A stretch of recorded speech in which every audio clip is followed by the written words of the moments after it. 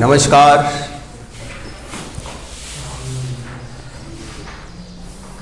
नमस्कार, welcome to entire country. The covid unlock progress is continue. आए नमस्कार नमस्कार, आप सभी स्वस्थ हो, अच्छे हो? आगे बढ़ते हैं हम। गुजराती है ना આપણે તો?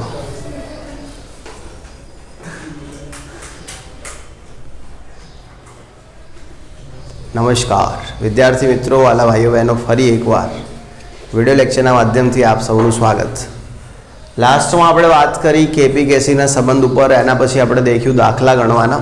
દાખલામાં વાત એવી હતી કે તમને જે સાંદ્રતા હોય એ તમને સંતુલને સાંદ્રતા આપેલી હોવી જોઈએ।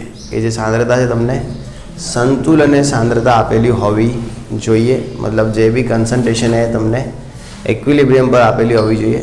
એમાં તમને એ આપેલું હોવું જોઈએ કે પ્રક્રિયક કેટલો વધ્યો છે અને નિપજ કેટલી મળી છે, એ તમને આપેલું હોવું હોય એ બહુ જરૂરી છે। પ્રક્રિયક કેટલો વધ્યો છે અને નિપજ કેટલી મળી છે એ તમને આપેલું હોય એ બહુ જરૂરી છે। કોના અંદર? દાખલાઓમાં, બરાબર। પછી કેપી ઇઝ ટુ કેસી આરટીની ડેલ્ટા એનજી, તેમાં આપણે ડેલ્ટા એનજી વાળા ગણ્યા। હવે એક દાખલો તમને અહીંયા આપવા માગીશું, બરાબર, કે જેમાં આપણે દેખીએ કેવી રીતે કામ થવાનું હોય, બરાબર। N2 gas plus 3H2 gas gives 2NH3 gas, બરાબર। હવે તમને એમ કહી દે કે આ જે હે, બરાબર, આના અંદર કેસીનું મૂલ્ય જે હે એ તમને હાલ દે કે ભાઈ 57 है। કેટલું है? 57। અને તમને એમ કે કેપી શોધો, બરાબર। અને તાપમાન જે એ તમને કહી દે કે 300 કેલ્વિન है। કેટલું તાપમાન है? 300 કેલ્વિન। તો શું કરશો તમે લોકો? એટલે મને દેખવાની है, ગણવાનું। ક્લિયર?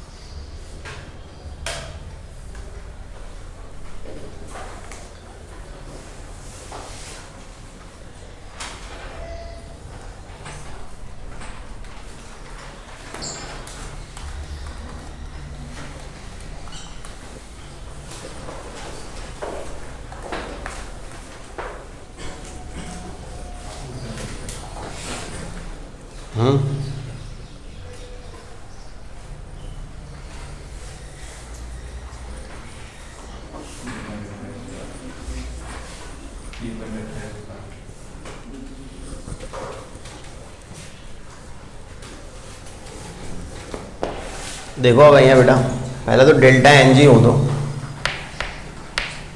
तो डेल्टा एनजी તમને શું મળશે? -2 મળે। શું મળે? હવે પ્રશ્ન એ है, વિકટ પ્રશ્ન, કે -2 ઘાત કરવાની કેવી રીતે? વર્ગમૂળ વાળી 1 अपॉन કરવાનું। શું કરવાનું? 1। તો કેપી બરાબર કેસી ઇન્ટુ આરટી ની ડેલ્ટા एनजी। चलो केसी કેટલું બેટા? 57 इंटू आर કેટલું है? 8.314 ગુણ્યા 10 ની -2। એ આપણે દેખ્યું હતું કાલે, આર ની કિંમત 8.314 ગુણ્યા 10 ની -2। ટી તાપમાન કેટલું है? 300 અને ઘાત કેટલી? -2। હવે આપણી જોડે એવી કોઈ સિસ્ટમ નહીં है કે આપણે કોઈની -2 ઘાત નીકાળી શકીએ। હું તો એમ કહીશ આપણી જોડે એવી સિસ્ટમ જ નહીં है કે આપણે ઋણ ઘાતનું કંઈ કરી શકીએ।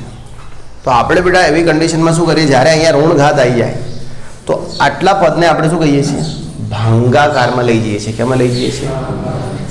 જેનાથી શું થાય કે 57 અને આને ભાગાકારમાં લઈ જાઓ તો તમારું શું બની જશે? 8.314 ગુણ્યા 10⁻2 ગુણ્યા 300 અને પછી શું થશે? સ્ક્વેર. देखो છોકરાઓ કેવી ભૂલ કરશે, આ -2 है કે સર આ નીચે લઈ જાઓ તો આ બી +2 ના થઈ જાય?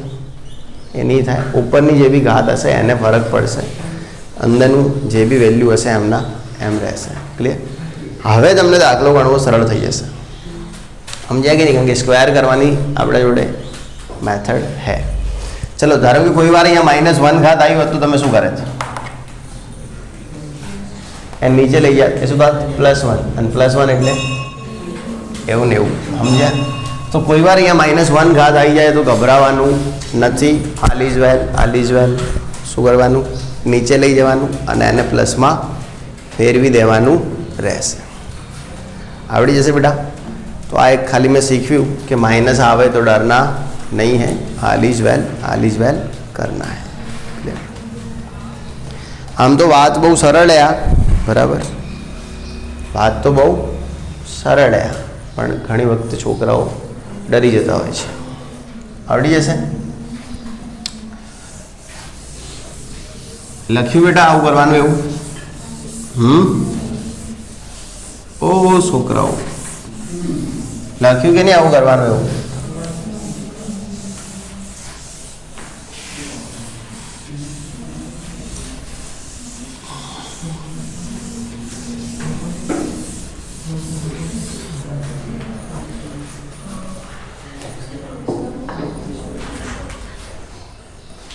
चलो सही, ओके.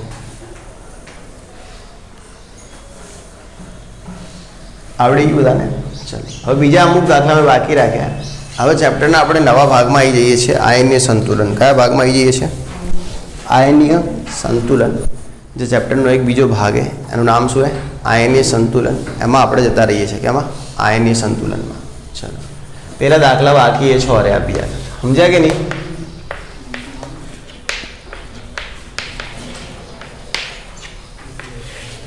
तो बीजो भाग है चैप्टर नो आयनीय संतुलन. હવે અહીંયા ધ્યાન આપજો, આયનીય સંતુલન એ શું છે? તો ખરેખર તો આ એક પોતે એક ચેપ્ટર જ છે. આમ તો ચેપ્ટર 2 ભાગમાં વહેંચાયેલું છે, મતલબ 2 ચેપ્ટર તમે ઇંગ્લિશ મીડિયમમાં દેખશો તો. એક है ઇક્વિલિબ્રિયમ, આમાં કેમિકલ ઇક્વિલિબ્રિયમ મતલબ રાસાયણિક સંતુલન, અને બીજું એક है આયોનિક ઇક્વિલિબ્રિયમ મતલબ કે આયનીય સંતુલન. એટલે તમે એલન કે એવી કોઈ બી બુક દેખો ને તો એમાં 2 રીતે આપેલા, રાસાયણિક સંતુલન અને આયનીય સંતુલન. એમાં પહેલું है આયનીય સંતુલન. શું है? આયનીય સંતુલન. એના ઉપર આપણે વાત કરી દઈએ. આયનીય સંતુલન કોને કહેવાશે? તો જ્યારે કોઈ બી આયનીય પ્રક્રિયા થતી હશે, કઈ પ્રક્રિયા થતી હશે? આયનીય પ્રક્રિયા, જેમાં આયનો વચ્ચે સંતુલન સ્થપાતું હશે એને આપણે આયનીય સંતુલન કહીએ. આપણે એક પ્રક્રિયા ભણીને આવ્યા હતા, તમને યાદ કરાવી દઉં કે આપણે જોડે Fe3+ શું है? Fe3+, બરાબર, Fe3+. ને આપણે લઈએ છીએ HCN-. શું લઈએ છીએ? HCN-. હકીકતમાં Fe3+ કોઈ એકલો નહીં હોય. માન લો કે એ હશે FeCl3ના સ્વરૂપમાં. કયા સ્વરૂપમાં હશે? FeCl3 હશે, પણ આમાંથી આપણે Cl ના લખ્યો એટલે શું થયું? Fe+3. એવી રીતે કોઈ HCN એકલો ના હોય, એ હોય KHCN. શું હોય? KHCN. પણ આમાંથી આપણે K+ લખતા નથી એટલે આપણને શું મળે? HCN. ખબર પડી? અને પોટેશિયમ થાયોસાયનેટ કહેવાય. શું કહેવાય? પોટેશિયમ થાયોસાયનેટ. બરાબર. હવે આ બંને વચ્ચે પ્રક્રિયા કરાવીએ Fe અને HCN વચ્ચે, તો આપણને જે પ્રક્રિયા છે એમાં જે નિપજ આ પ્રકારની મળશે, Fe HCN બરાબર, અને પછી શું થશે? +2. શું થશે? +2. Fe3 હતું, HCN- હતું, તો એનો એક 3 ઓછો થઈ જશે. શું થશે? +2. હવે તમે અહીંયા પ્રક્રિયકો દેખો કયા સ્વરૂપમાં? આયનીય સ્વરૂપમાં, હે કે નહીં? નિપજ પણ કયા સ્વરૂપમાં? આયનીય સ્વરૂપમાં. તો પ્રક્રિયકો પણ આયનીય છે, નિપજ પણ આયનીય. હવે આના માટે આપણે સંતુલન અચળાંક અગર લખીએ, બરાબર. આના માટે શું લખીએ? સંતુલન અચળાંક, બરાબર. તો K equilibrium is equal to શું થશે? નિપજોની સાંદ્રતા ભાગ્યા પ્રક્રિયકોની સાંદ્રતા. ચાલો નિપજોની સાંદ્રતા શું છે? Fe HCN+2 અપોન પ્રક્રિયકની સાંદ્રતા શું છે? Fe+3 અને HCN-. શું છે? Fe +3 અને HCl માઇનસ.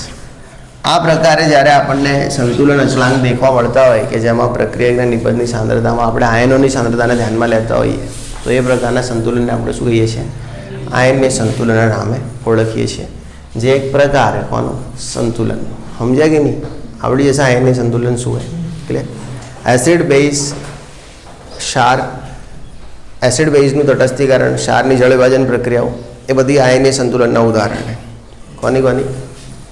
એસિડ બેઝના તટસ્થીકરણ, એના પછી ક્ષાર, એનું જળ વિભાજન પ્રક્રિયા, કોનું? ક્ષારનું જળ વિભાજન. આ બધી પ્રક્રિયાઓ કોના ઉદાહરણે?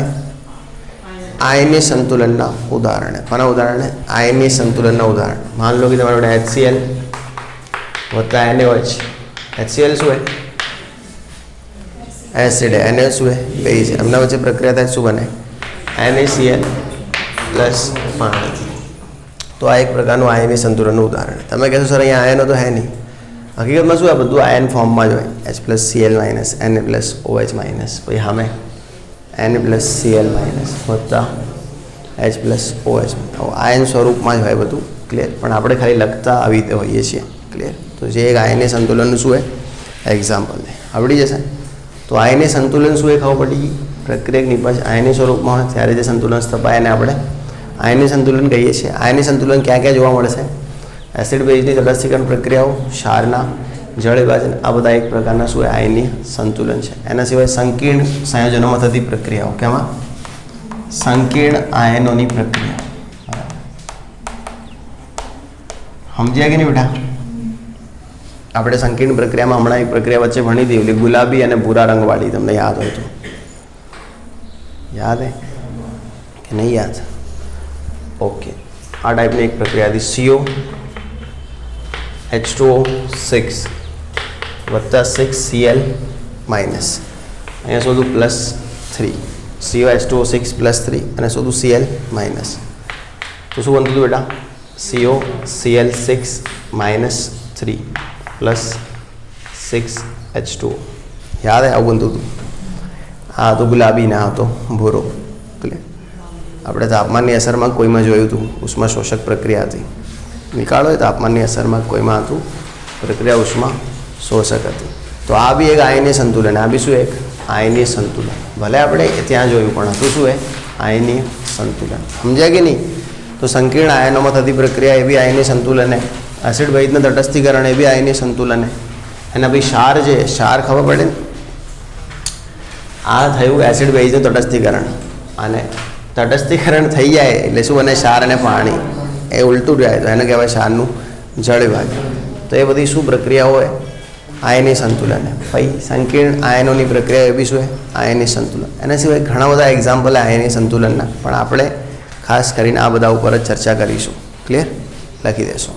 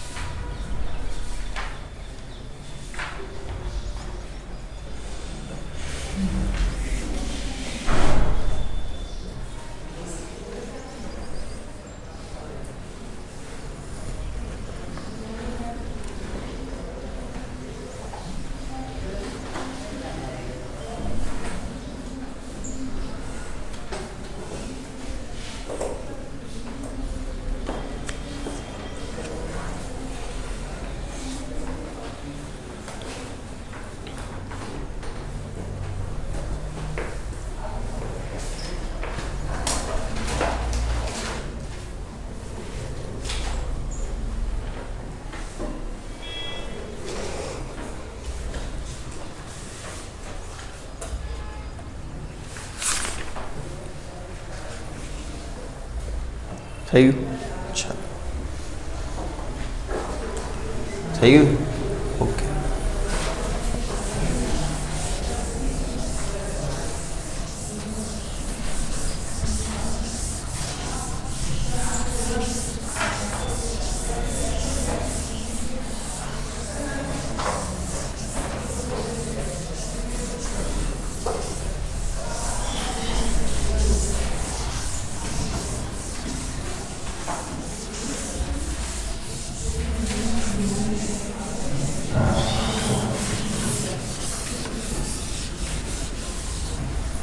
આયનની સંતુલનની ખોજ કરી હતી માઇકલ ફેરાડે. કોણે કરી હતી? Michael Faraday. બરાબર. તો ધ્યાન રાખજો, આયનની સંતુલન ઉપર જે પ્રકાશ પાડવાનું કામ હતું કોણે કર્યું હતું? માઇકલ ફેરાડે કર્યું હતું.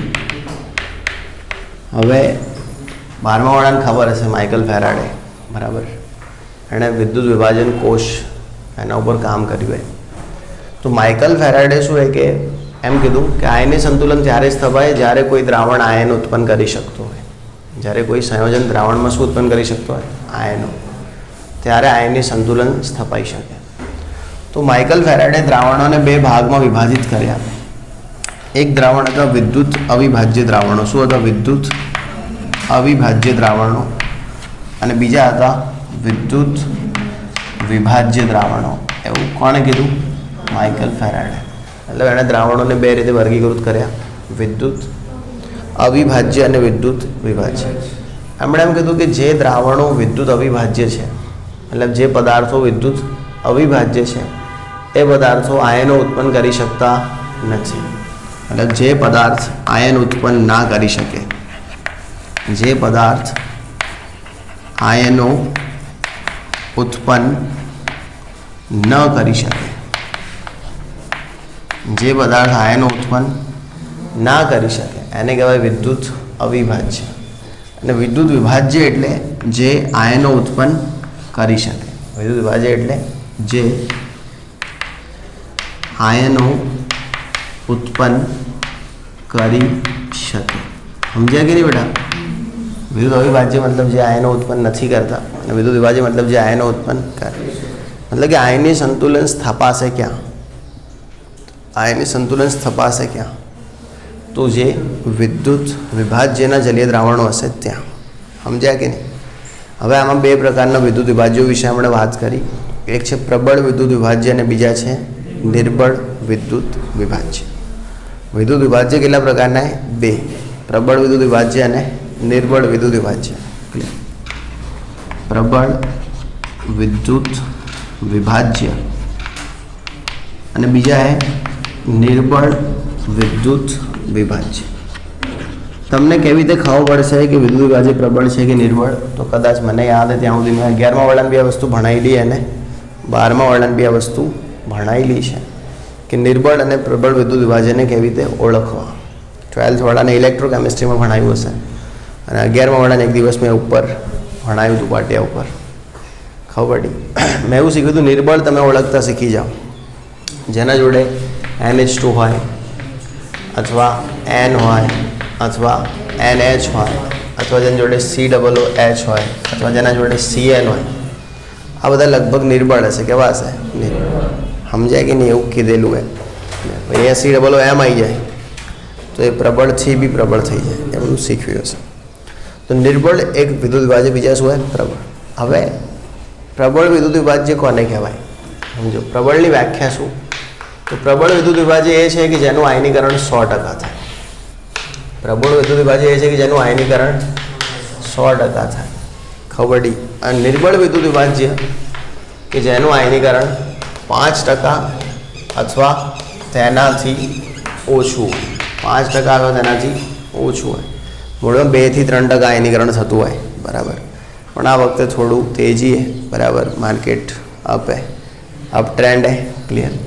તો 5% જેટલું એનું વિદ્યુત વિભાજન થઈ શકે એને આપણે શું કહીએ છીએ? નિર્બળ વિદ્યુત વિભાજ્ય. મને એમ કહો આયનીય સંતુલન કઈ જગ્યાએ સ્થપાઈ શકે? પ્રબળ વિદ્યુત વિભાજ્યમાં કે નિર્બળ વિદ્યુત વિભાજ્યમાં? આયનીય સંતુલન સ્થપાવવાના ચાન્સ ક્યાં? નિર્બળમાં આયનીય સંતુલન સ્થપાવવાના ચાન્સ છે, પ્રબળમાં નથી. કેમ નથી? એનું કારણ સમજાવું. તમારી જોડે પ્રબળ વિદ્યુત વિભાજ્ય છે, એનું 100% આયનીકરણ થઈ ગયું, એનો મતલબ પ્રક્રિયા અપ્રતિવર્તી થઈ ગઈ. કેવી થઈ ગઈ? ફિનિશ, પ્રક્રિયા પૂરી. સમજ્યા કે નહીં? માન લો તમારી જોડે HCl હતો. શું હતો? HCl. તમે એને પાણીમાં નાખ્યો તો એણે ઉત્પન્ન કર્યા H3O+ અને Cl-. જેટલો HCl હતો બધાના શું બની ગયા? H3O+ અને Cl. નિપજ મળી ગઈ, પ્રક્રિયા પટી ગયું, પ્રક્રિયા 100% પૂરી. મેં તમને પહેલાં કીધું હતું સંતુલન ત્યાં સ્થપાશે જ્યાં પ્રક્રિયા શરૂ થઈ હશે પણ પૂરી નહીં થઈ હોય. સમજ્યા કે નહીં? પ્રક્રિયા પૂરી જ થઈ ગઈ, પ્રક્રિયા 100% થઈ ગઈ, તો સંતુલન સ્થપાવવાના કોઈ ચાન્સ નથી. પ્રબળ વિદ્યુત વિભાજ્યમાં આયનીય સંતુલન મોટા ભાગે આપણે જોઈ શકતા નથી, કેમ કે પ્રબળ વિદ્યુત વિભાજ્યનું આયનીકરણ કેટલું થઈ જાય? 100%. 100% અગર પ્રબળ વિદ્યુત વિભાજ્ય આયનીકરણ પામી જશે તો એમાં અંદર આયનીય સંતુલન સ્થપાવવાનું નથી. એટલે આયનીય સંતુલન આપણને જોવા ક્યાં મળશે? નિર્બળ વિદ્યુત વિભાજ્યમાં. એટલે જેમ જેમ આપણે ચેપ્ટર ભણીશું, જેટલા દાખલા ગણીશું ને એ બધા દાખલામાં નિર્બળ વિદ્યુત વિભાજ્યની જ ચર્ચા હશે જ્યારે સંતુલન અચળાંક શોધવાના હશે. કોઈ જગ્યાએ આપણે પ્રબળની એટલી ચર્ચા કરીશું નહીં. સમજાય કે નહીં? તો ધ્યાન રાખજો, નિર્બળ વિદ્યુત વિભાજ્યમાં 5% કે એનાથી ઓછું આયનીકરણ થાય એટલે આયનીય સંતુલન જોવા મળી શકે. શું જોવા મળી શકે? આયનીય સંતુલન જોવા મળે છે. સમજ્યા કે નહીં? આના ઉપરથી તમને પ્રશ્ન પૂછી શકે કે કયું વિદ્યુત વિભાજ્ય આયનીય સંતુલન દર્શાવશે નહીં. પછી 3 નિર્બળ હાલ દે ને 1 પ્રબળ હાલ દે. પ્રબળને હટાવી દેવાનું, નિર્બળ હશે, આયનીય સંતુલન દર્શાવશે. ક્લિયર હે બેટા? તો આયનીય સંતુલન માટે જરૂરી છે કે આયનો ઉત્પન્ન થાય. આયનીય સંતુલન માટે જરૂરી છે કે આયનો ઉત્પન્ન થાય. સાથે એ જરૂરી છે કે જે પદાર્થ આયનો ઉત્પન્ન કરે એ બી રહે. પછી એવું ના હોય પદાર્થ આયનો ઉત્પન્ન કરીને પદાર્થ ગુજરી જાય. ખબર નહીં? તો જોઈ લો કે આયનીય સંતુલનની શું ટર્મ્સ કન્ડિશન ને ક્યારે આયનીય સંતુલન સ્થાપી શકાય.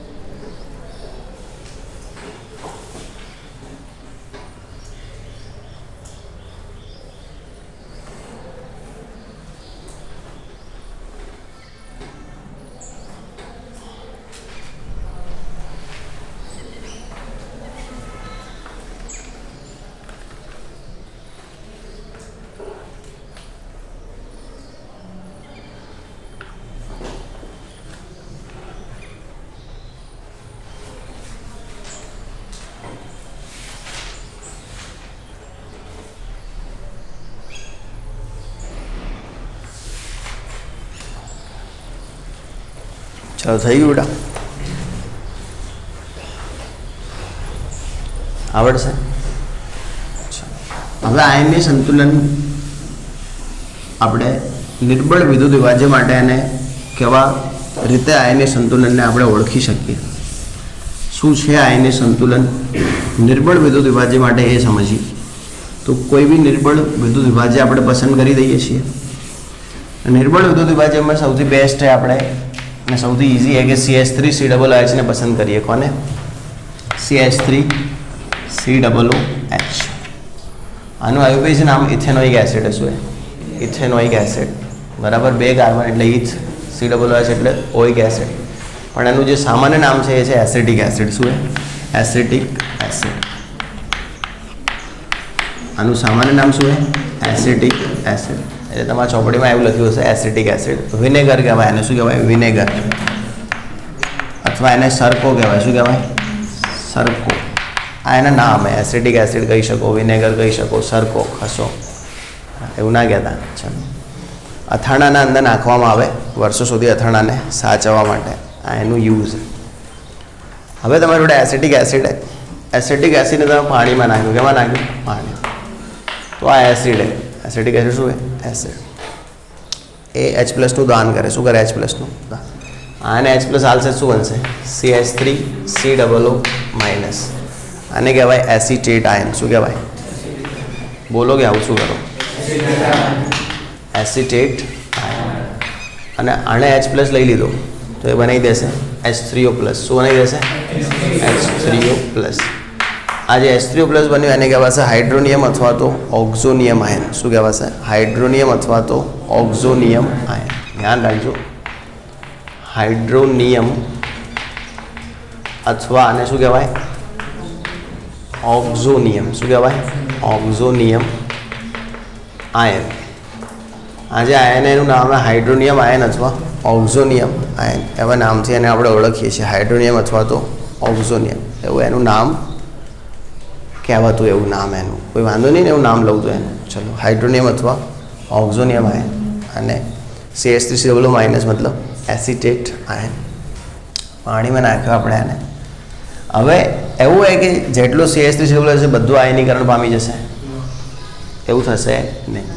માન લો કે તમે આના 100 ગ્રામ નાખ્યા હશે ને તો આયનીકરણ ખાલી 5 ગ્રામનું થશે, 95 ગ્રામ પડ્યું રહેશે. સમજ્યા કે નહીં? કે હું તો કહું 5 ગ્રામથી બી ઓછાનું આયનીકરણ થશે. કેમ કે આ એક નિર્બળ વિદ્યુત વિભાજ્ય. શું? આ એક નિર્બળ વિદ્યુત વિભાજ્ય. બરાબર.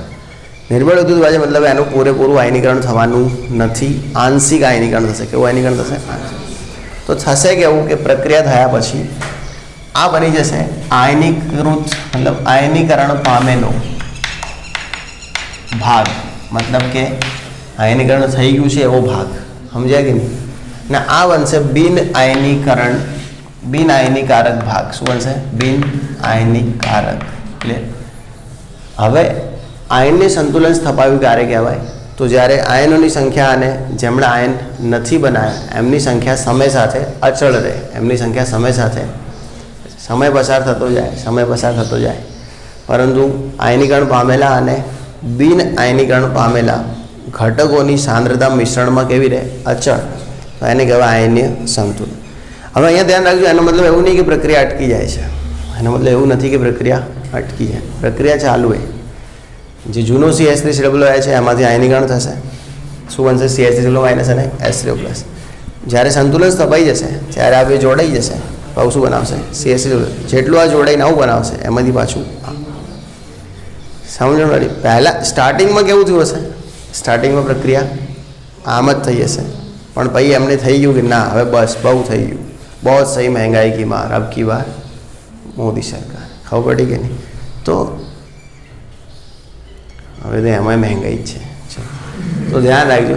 હવે શું છે કે તમે શરૂમાં પ્રક્રિયા બાદ થઈ, પછી સંતુલન સ્થાપવાનું મન થઈ ગયું પ્રક્રિયાને. એના પછી શું થશે કે જેટલા બન્યા એ એટલી ને એટલી સાંદ્રતા રહેશે. એના એ જ રહેશે એની ગેરંટી નથી. કેમ કે એ જોડાઈને પાછું શું બનાવશે? CH3 અને CH3 તૂટીને પાછું બનશે CH3COO- એસિડેટ અને હાઇડ્રોનિયમ આયન બનતા જશે. આવી રીતે પ્રક્રિયા સંતુલનમાં આવી જશે. આ પ્રકારના સંતુલનને આપણે શું કહીએ છીએ? આયનીય સંતુલન. પ્રબળ વિદ્યુત વિભાજનમાં આવો થવાના ચાન્સ બહુ ઓછા. પ્રબળમાં તો શું હોય કે સીધું 100% આયનીકરણ. પછી જે આયન બને એ જોડાવાની વાત કરશે નહીં. તો સીધી પ્રક્રિયા એક ડાયરેક્શનમાં રહેશે. પ્રતિવર્તી જેવું ચિહ્ન આપણે દેખાડી શકીશું. ક્લિયર? આયનીય સંતુલનમાં સમજણ પડી ગઈ. આયનીય સંતુલન કોણ દેખાડે છે? તો નિર્બળ એસિડ, નિર્બળ બેઝ, નિર્બળ ક્ષાર, જે પણ નિર્બળ વિદ્યુત વિભાજ્યો છે. શું છે? નિર્બળ વિદ્યુત વિભાજ્યો. એ લોકો આપણને આયનીય સંતુલન દર્શાવે છે. હવે આયનીય સંતુલન ભણતા પહેલાં આપણે વચ્ચે એક વાત ભણીશું, એસિડ બેઝ અને ક્ષાર. શું ભણીશું? એસિડ બેઝ અને ક્ષાર. તો એ કાલથી આપણે સ્ટાર્ટ કરીએ એસિડ બેઝ અને ક્ષારની શું હિસ્ટ્રી હે, શું હે શું નહીં એના વિશે. Thanks for the watching. Like, share and please do not subscribe.